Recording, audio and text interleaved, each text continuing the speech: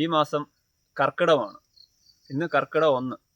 അതായത് പണ്ടുള്ള കാലങ്ങളിൽ പഴമക്കാർ കർക്കിടക മാസത്തിൽ പച്ചിലത്തോരനും പച്ചിലക്കറികളും ഒരുപാട് ഉപയോഗിക്കുമായിരുന്നു. അപ്പോൾ നമ്മുടെ ഈ ഒരു തലമുറയിൽ വന്നപ്പോൾ അത്തരത്തിൽ പച്ചിലക്കറികൾ ഒരുപാട് കുറഞ്ഞിട്ടുണ്ട്. എന്നാൽ പണ്ട് കാലങ്ങളിൽ ഇപ്പോൾ ഈ കാണുന്ന സസ്യത്തിനെ ചൊറിയണമെന്നാണ് പണ്ട് മുതൽക്കേ പറയുന്നത്. അപ്പോൾ ഈ ഒരു സസ്യം പോലും അവർ അതിനെ ഉപയോഗിക്കുമായിരുന്നു. അതായത് ഇതിൻ്റെ ഇല തോരൻ വെക്കാൻ അതീവ രുചികരമാണ്. അതായത് നമ്മൾ പലരും ഇതിനെ ഒരു കളയായിട്ട് മാത്രമേ കണ്ടിട്ടുള്ളൂ. അതായത് ട്രാഗിയ ഇൻവോലുക്രേറ്റ എന്ന സസ്യശാസ്ത്ര നാമമുള്ള ഈ ഒരു സസ്യം നിങ്ങൾ ശ്രദ്ധിച്ച് നോക്കിയാൽ ഏതാണ്ട് ഇതേപോലുള്ള സ്ഥലങ്ങളിലൊക്കെ ഇഷ്ടംപോലെ കാണും. ഇതേപോലുള്ള സ്ഥലങ്ങളിൽ ഇത് ചീരയുടെ കൂട്ട് തന്നെ അങ്ങ് ധാരാളം ഉണ്ടാവും. ഇതിനകത്ത് പ്രത്യേകത എന്ന് പറഞ്ഞു കഴിഞ്ഞാൽ ചീരയുടെ ഇലയ്ക്കാണെങ്കിൽ കുഴുക്കുത്ത് വരുന്ന ഇതിൻ്റെ ഇലകൾക്കൊന്നും അങ്ങനെ വലിയ അസുഖം വരത്തില്ല.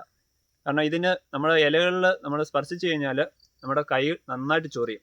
അതായത് ഇത് വള്ളിച്ചൊറുതനുമല്ല, അല്ലാതെ സാധാരണ കൊടിത്തൂവ എന്നൊക്കെ പറയും. അതായത് ഇതിൻ്റെ ആയുർവേദത്തിൽ ഇതിനെ ദുസ്പർശ എന്നൊക്കെ അറിയപ്പെടുന്നത്.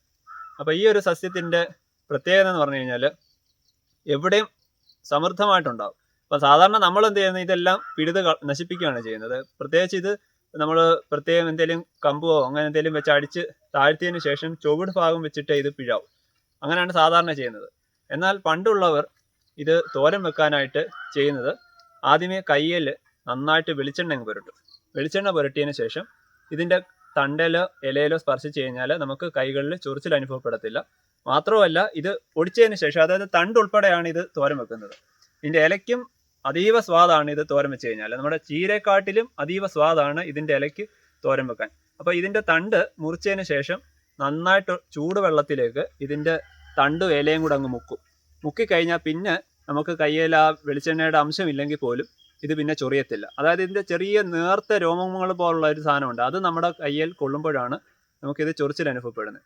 അപ്പോൾ ഇത് നിങ്ങൾ നാട്ടിൽ ഇതിൻ്റെ പേരെന്താണെന്ന് ഒന്ന് കമൻറ്റ് ചെയ്യണം. പിന്നെ അതേപോലെ ഇത് നിങ്ങൾ തോരൻ വെച്ച് കൂട്ടിയിട്ടുള്ളവരും കമൻറ്റ് ചെയ്യണം. അപ്പം ഇത്തരത്തിലുള്ള നന്നായിട്ട് നമുക്ക് സുലഭമായിട്ടുള്ള ഈ പച്ച ഇലകൾ, അതായത് ഇത്തരത്തിലുള്ള ചൊറിയണം പോലുള്ള സസ്യങ്ങൾ ഈ കർക്കിടക മാസത്തിലും നമുക്ക്, കർക്കിടക മാസത്തിനെന്ന് പറഞ്ഞു കഴിഞ്ഞാൽ പഞ്ഞമാസം എന്നാണ് പഴമക്കാർ പറയുന്നത്. അപ്പോൾ അത്തരത്തിലുള്ള അവസ്ഥയിലേക്ക് ഈ ഒരു സസ്യത്തെങ്ങളും നമ്മൾ ആഹാരത്തിൽ ഉൾപ്പെടുത്തുക. ഇതിനൊക്കെ ധാരാളം ഗുണങ്ങളുള്ള ഒരു സസ്യം തന്നെയാണ് ഈ പറയുന്ന ചൊറിയണം. അപ്പം നിങ്ങൾ ഇതിൻ്റെ ഒരു തോരൻ വെച്ച് കൂട്ടുക. അതീവ സ്വാദാണ്. യാതൊരുവിധ സൈഡ് എഫക്റ്റുകളോ ഇത്തരത്തിലുള്ള സസ്യത്തിനൊന്നും ഉണ്ടായിട്ടില്ല. അതായത് നമ്മൾ പലർക്കും പിന്നെ ഇപ്പോഴും ടെൻഷനാണ്. നമ്മൾ എന്തെങ്കിലും ഒരു സാധനം പറയുന്നത് ആധികാരികമായിട്ട് പഠിച്ചിട്ടാണ് പറയുന്നത്.